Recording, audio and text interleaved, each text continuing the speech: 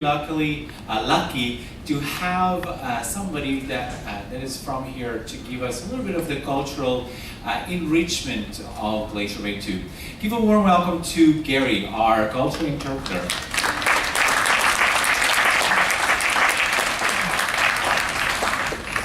Good afternoon. All right. My name is Gary M. Brown Sr. I am from Hoonah, Alaska. I am a direct descendant of Sit E.T. Kahi, Glacier Bay, the bay in place of the glacier.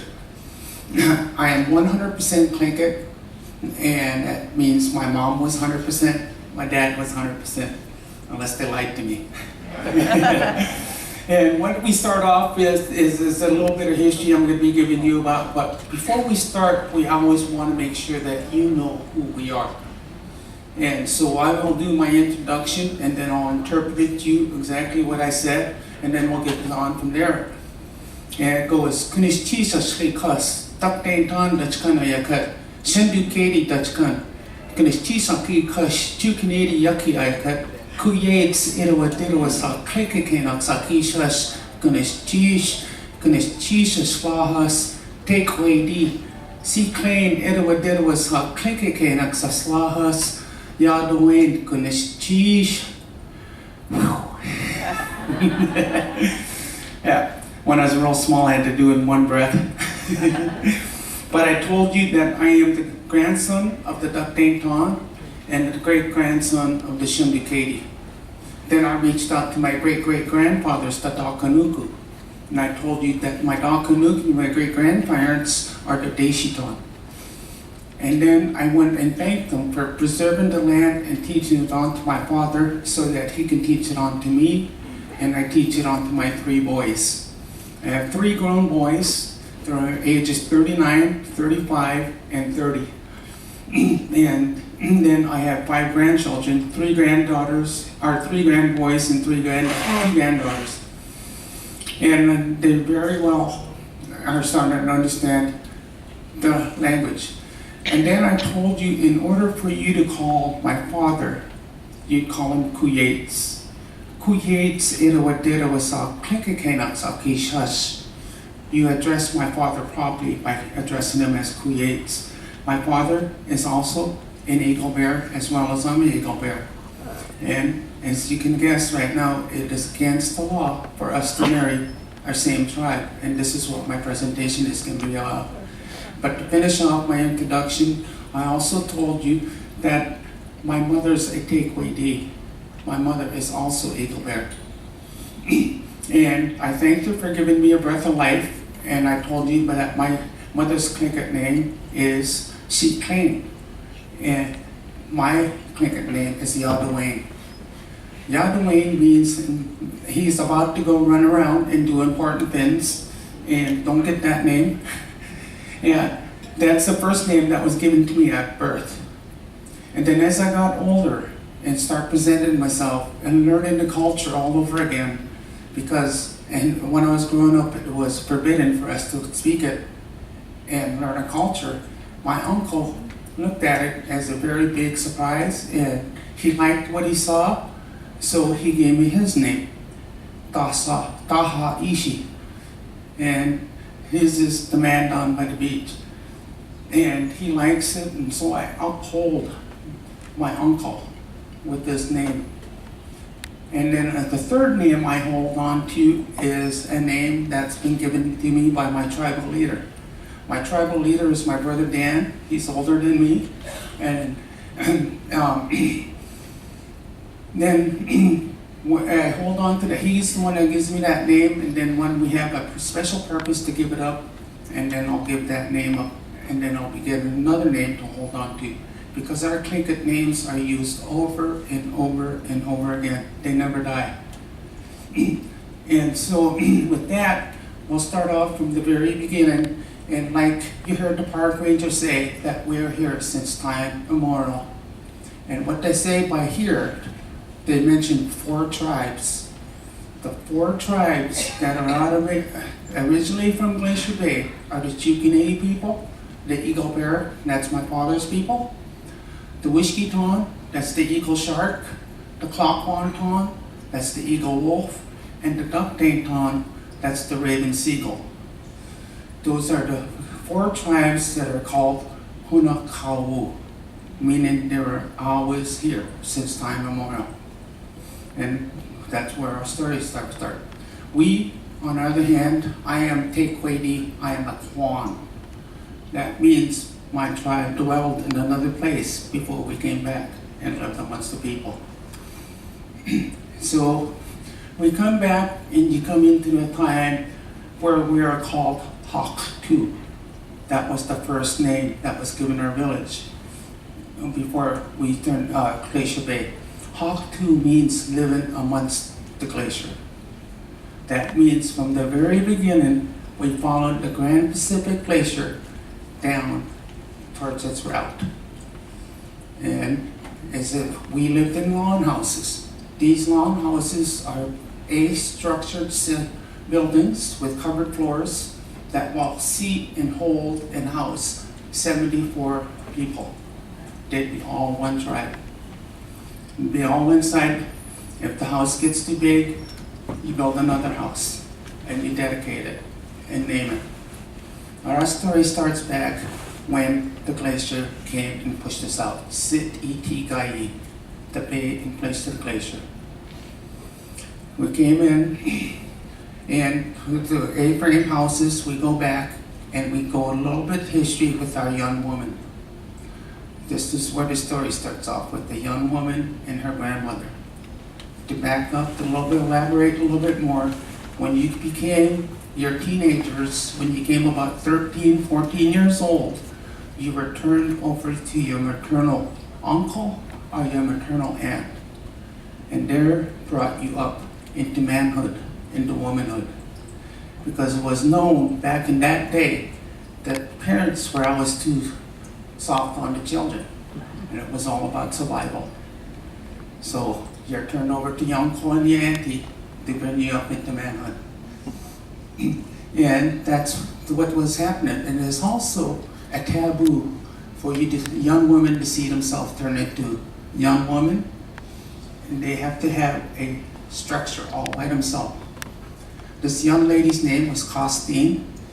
She was just about the age where she was coming into womanhood, so she was turned over to her maternal aunt and her grandmother. They take turns taking care of her inside a separate house. While she was in there turning into a woman, it took extra time. So she was getting kind of disgruntled in there. And then once she was in there, when she became a woman, she got very excited because she was going to go out and be amongst her people again and start playing. But right after she turned a woman, her menstrual cycle started. Another taboo. So confined to the house for another week. Very dissatisfied. The grandmothers came in, Shawa Sheik, came in and started taking care of Costine. And we believe everything has a spirit, no matter what. We know there is one creator, Kinanakawu, translated into God. But we believe everything has a spirit. If, for instance, if we're going to use a tree, we'll apologize to the tree and let it know exactly what we're going to use it for. And let it know that nothing's going to be wasted. We'll take the roots, we'll take everything. If we need just one plank out of the wood, what they'll do is they'll find a tree that's very high and sufficient enough. They'll notch it on the bottom, they'll pull it out, and they'll start the plank.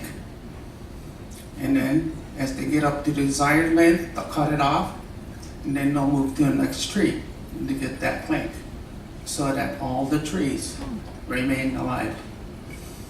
And that's the way it was with Costine was in there, and the grandmother gave her a piece of dry fish. This is fish jerky. And she got it, and she looked at the glacier, and she started calling it like a dog. Keik is dog. Hagu is here. Guk is here. That's what she is saying. Guk, hagu, keik, hagu. Told her to hurry up. And she threw the piece of dry fish out. When she threw the piece of dry fish out, landed on the ground, It angered the glacier. We had a great big surface earthquake. Everybody looked up and they can see the Grand Pacific Glacier start advancing at a rapid pace. And so they had a meeting, real fast meeting. Are we going to stay in the land and perish? Or are we going to evacuate? They chose to evacuate naturally. But Costine came up and admitted her guilt. I was the one that angered the glacier. I am the one that should be sacrificed to the glacier since it's my wrongdoing. Shawashik stepped up to grandmother. No, you will not sacrifice yourself to the glacier. I will. It was my responsibility to take care of you, so I will sacrifice myself to the glacier. You're young and fertile. You can help the tribe. I'm old, feeble, not much help to the tribe anymore. So it was at that time Shawashik sacrificed to the glacier, the grandmother. So the men folk took her up as far as the glacier as they could, laid out all her blankets, made her as comfortable as possible to accept her fate. They went back into the village, rapidly grabbed whatever they could to start evacuating Glacier Bay, Sit Iti Gayi. A great rumble came up again. They looked up and they can see the glacier start speed up, and it started advancing as fast as a dog can run. And this is not just a fable. This has been happening all over the world with glaciers like Sit Claim. They advance at a very rapid pace and then they slow down. But what happened here is when the people were outside at the mouth of the Glacier Bay, the 4 tribal leaders composed 4 songs, warning songs that we're going to lose our village. Will I ever see my son, my land again? Will I ever see my house again? Will I ever be able to return to my homeland? And these are 4 warning songs that we still use today. They're over 250 years since we got pushed out of Glacier Bay. Then they looked up and they can see the glacier overturning Shawashik. As it went over her, the glacier slowed down to a crawl. Gave them ample enough time to go in, send a few more extra men in, get whatever they could to come back out. And when the glacier started advancing again, it pushed all the way to almost across Icy Strait to Point Adolphus. So our people had to relocate. My father's people, the Chukinadis, went right across Icy Strait into a place called Spaskai. The Klakwantan people, the Wolf people, went further down north into a place called Groundhog Bay. The Wishkiton, the Shark people, went around the corner here into Excursion Inlet. The ice advanced so far over to Icy Straits that the Dukdainton people were coming from a fish camp in Latuya Bay, got stuck on the outside ocean side. So they remained out in the ocean until the ice receded, then they came back home. That was a very long wait. And then after the Chukinadis went over and they established themselves into a place called Spaskai, they found out that this place was infested with bears. That means that the ABC Islands, Admiralty, Baranof, and Chickasaw are the highest concentration of brown bears in the world. And we landed on Chickasaw Island in Spaskai. Anybody that dwelled outside of the village, the bears were getting them and killing them. One day, we had a Chukinady gentleman, went out hunting, went around the corner into Kutskayi, Port Frederick, which we call Brown Bear Bay. That's where Huna is today, right inside the bay, protected from the north wind. And then after that, everybody, all the tribes heard about where Huna was and reestablished themselves in the community. And once they got inside the community, they sent archaeologists, scientists, geologists, everybody to dig up the sites to find out how we were living. They found some human remains in Groundhog Bay through the Klakwantan people. and they went out and got it carbon dated. Those results came back to be 12,000 years old. Later on, just a couple months ago, they found some more artifacts down in Ketchikan area where our people come from to take away these, and that in a place called Unuk.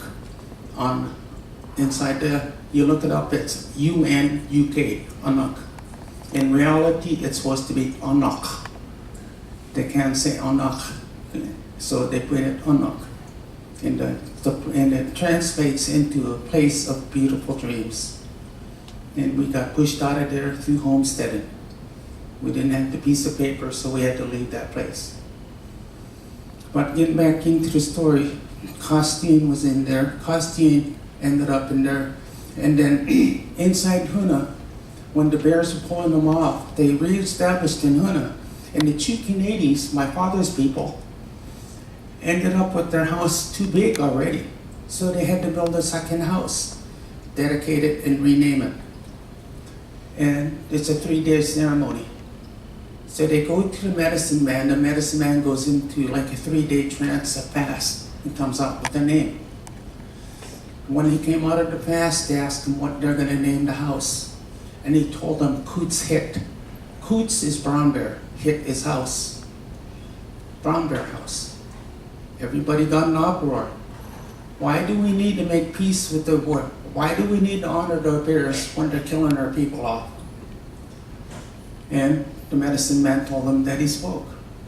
So they dedicated the house, went through all their ceremonies. The very next day, after everything was all finished, they found a deer carcass right at the entrance of the tribal house. Nobody knew where it came from. The medicine man came out and examined it, turned around and told them, "This is a gift from the bears for us naming it Coots Hit." And he also told them that the war